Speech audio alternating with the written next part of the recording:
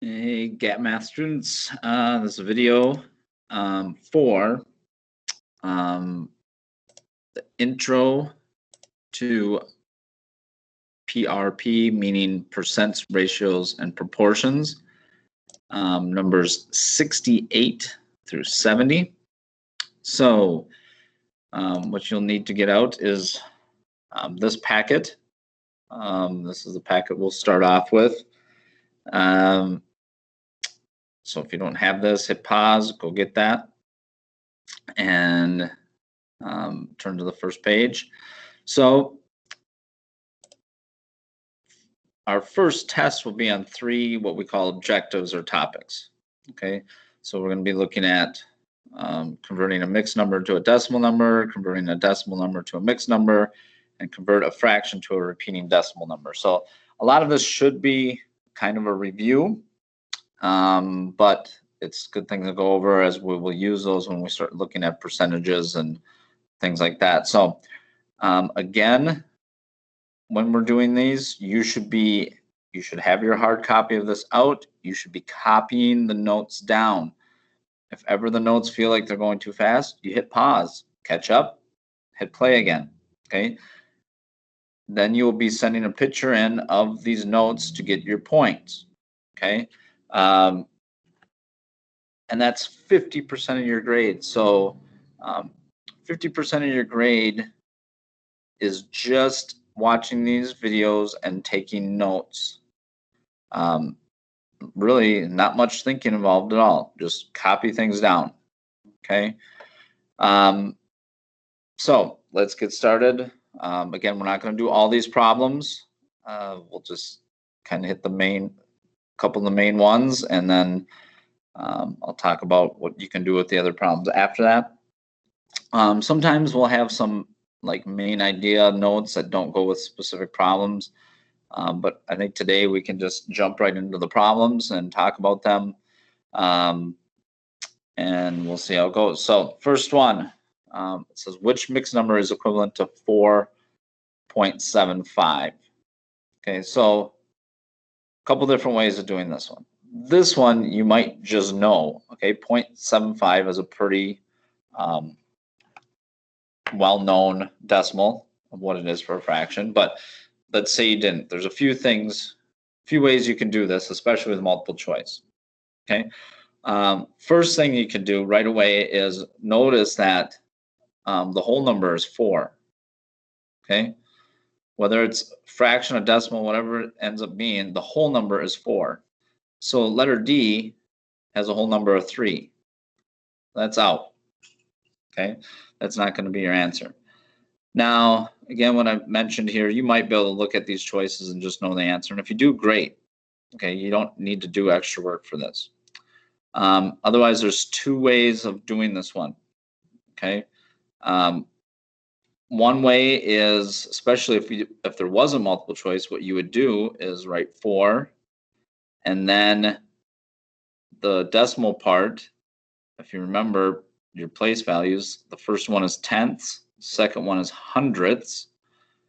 Okay, so that means two numbers past, you'd put it over 100. Okay, and then you would reduce this fraction. Okay, divide 4. The 4 is still going to be in front, and then find a number that goes into both of these. Now, if you have 5 and 0, you should think for sure 5 goes into both, but if you notice, there's even a bigger number. 25 goes into both of these.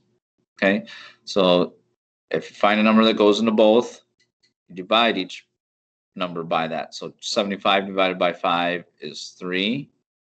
100 divided by 25 is 4. I don't know if I said that top part right. It should have been 75 divided by 25 is 3. 100 divided by 25 is 4. Okay. Now, even if you didn't notice that, if you would have divided by 5, you still would get the right answer. You would divide by 5 first, would be 15 over 20, and then you divide by 5 again, and you would get this 4 3/4. So there's our answer. Okay. If you're getting confused by fractions, the other way you could do this is write these out as decimals. So you would look at this one, 4 is the whole number, and then 1/2. Now I hope you know that that's 0.5, but if you don't, anytime you change a fraction to a decimal, you take the top number divided by the bottom. So 1 divided by 2 is 0.5 with a whole number of 4 in front, so it's 4.5. So that's not the same as that, so that's out. Here, 4 is the whole number. We have a decimal. 3 divided by 4, you would find, is 0.75, which a lot of you might already know. There's our answer. Okay. Then you could check this one too and find it's not 4.75, and that would be out. Okay. Next type of problem is going the other way. And these are actually easier. Okay, so it says what decimal number is equivalent to 9 3/20. So all you do for these type of problems, first of all, you know 9 is the whole number. So it's going to be 9 point something. So letter A is out. That's 4 point something. Then all you do is take your calculator, and again, to change a fraction to a decimal, you take the top divided by the bottom. So you're going to hit 3 divided by 20 in your calculator. Comes out to be 0.15. Okay. So now you just look in your answers, and where's 9.15? Right there. Okay. So those are actually the easier types. Let's do one more of those. So here, what decimal number is equivalent to 3 and 421/500? So again, 3 is the whole number. You don't have to do anything in your calculator with that. Also, on this one, we can't eliminate anything. They all have 3's in front. Okay, but now you do the same thing you did on the last problem. Top divided by bottom for a fraction gives you the decimal. 421 divided by 500.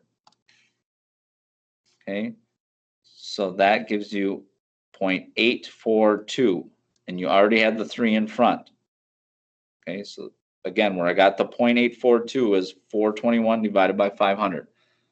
As you're doing this, write that down in your calculator. Make sure you're understanding that.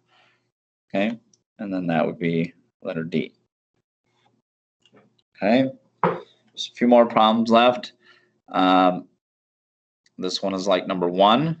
So we're going from a decimal into a fraction. So again, I'll go over both ways of doing it. Okay, the first way, well, either way, you have to know that 4 is your whole number. Okay, then it has 3 numbers past the decimal. The other one, number 1, had 2 numbers past, so we put that number over 100. This has 3, so it's 10, hundreds, thousands. So it's 491 over 1,000. Then you'd have to look to see if you can reduce this fraction, and this one you actually can't. So that would be right here. Okay, now if that's confusing, or you're just not sure, maybe you think maybe you can reduce it. The other way is, you know, a whole number is 4. Okay, so you know that's out. Then you check these other ones to see if it equals this decimal. Okay, so I would take 491 divided by 1,000, and that does give me 0.491. So this one is correct, but let's see if there's a better. Let's just make sure these other ones aren't the same. If either one of these give me that decimal too, then you choose the simplified version. But so here would be 4 point, and we take 123 divided by 250, and that gives you 0.492, not 1, 2, so that's out. And here we have 4 point, and we take 1 divided by 491. Gives me a very small decimal, and then some numbers going after it. But that's not there, so that one's out.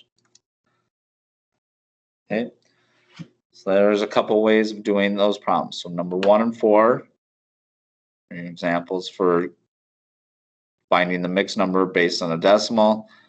2 and 3, even easier. You're taking a fraction, a mixed number fraction, into a decimal. Okay, so you just divide. So now let's look. We got just 2 or 3 problems left here. We're going to skip a few. Like I said, we don't need to do all these. You know, these are just like a couple on the other page. Number 6 is a new type that we haven't looked at yet. Okay, it says, what decimal is equivalent to 8/9? Okay, so anytime we got to write a fraction as a decimal, what we're going to do is take top. Again, we've done this.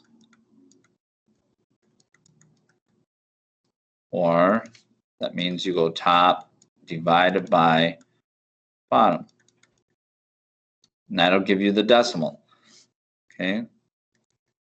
So if you didn't, I guess I only said it on the other page. I didn't write it out, but that would be how to figure out a decimal based on a fraction. So here, when you do this, 8 divided by 9 in your calculator. Okay. Depending on the calculator, okay, I'll actually do it in a phone one because a lot of you use the phone one. 8 divided by 9, okay, it's going to give you something that looks like this. 0.888888. I'm not even sure how many 8s, and then ends with a 9. Okay, what that means is that's not the exact decimal. They're rounding at the end. What this is 0.8 repeating. That's how you say it. 0.8 repeating. And the way you write that is any type of number that repeats as a decimal, you can just write that number or numbers that repeat and just put the line over it. So 8 is the number that repeats. Don't worry about this 9 at the end. That is just rounding the last number. So you see a bunch of 8s, that's what it is, 0.8 repeating. And these ones are out. Okay, so let's look at 2 more like that. Okay, 8. It says, what decimal number is equivalent to 10/3 or 10/3? So you start this the same way. You take top divided by bottom, even though the top is bigger. Okay, you're going to get 3.333, and it just fills up the screen like that. Okay, well that means that's 3 point, what we call 3 repeating. The 3 is repeating, so you put the line over it. Okay, and your answer is C. Okay, there is one more I want to look at. So sorry, that's on a separate page, so you will have to send pick of 3 different pages. But it's number 9 here, and it's just slightly different than the other ones because it's the same type as the last 2 we just did. It says what decimal number is equivalent to 1/6. So we're still going top divided by bottom. But if you put that in your calculator, you get this 0.166, and there's 6's, and then it ends with a 7. So what that actually means is you only do the bar over the number that repeats. So the 1 doesn't repeat. The 6 does. So the bar should only be over the 6. Okay, so this one would be out for sure. There's no 5 in there. Okay, this looks like it could be okay. This looks like it could be okay. But the 1 doesn't repeat, so the bar shouldn't be over there. It's 0.1, and then the 6 is repeating. So it's letter B. Okay. Do a little extra example over here because just in case there's not one like this on here, but in case you see this, sometimes, let's see. Let's say we had the fraction 27/99. Okay, so here's an example of you have a number that doesn't repeat, and then you have the number that repeats, and that bar just goes over the number that repeats. If you type this in your calculator, you get 2, 7, 2, 7, 2, 7, and it just keeps going like that. Okay, so the actual answer for this is the bar goes over what repeats and then you're done. Okay, so the 2, 7 repeats, bar goes over both the 2 and the 7. Okay, and that would be your answer for this problem.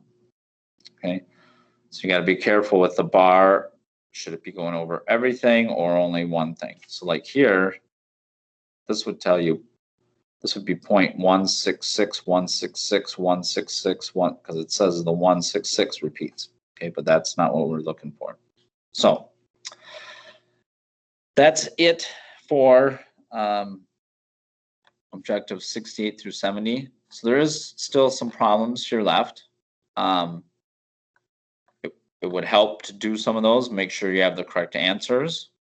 And those answers are back here. So remember, I talked about this on another video, but they don't list them in order, the answers. They list them by category of what they ask. So if you were correcting this, if we want to know what number 1 is, we'd have to find number 1 in the list. And, oh, that's B. 2's up here, B. 3, D. Where's 4? Oh, there's 4, A. And check your answers like that. Okay. So again, you should be sending pictures of these pages in a personal chat to me of what I wrote down, that you copied these notes. So there's some on that page, 2 on this page, and then 1 on the extra notes on that page. Okay. If you do extra problems and show, there's not much work to show here, but if you show things like I wrote it out, like the dividing or whatever, you could get a little extra credit. This assignment's kind of hard because there's not much work to show, but you know, if you show something like this for the other problems, you possibly could get some extra credit. So, but the main thing is copy these notes, send me a pic showing me you did that. That's 50% of your grade. Okay, just copying notes down, watching videos and copying the notes down. Okay, so that's hardly any thinking involved. Okay, all right. So if you have any questions, let me know.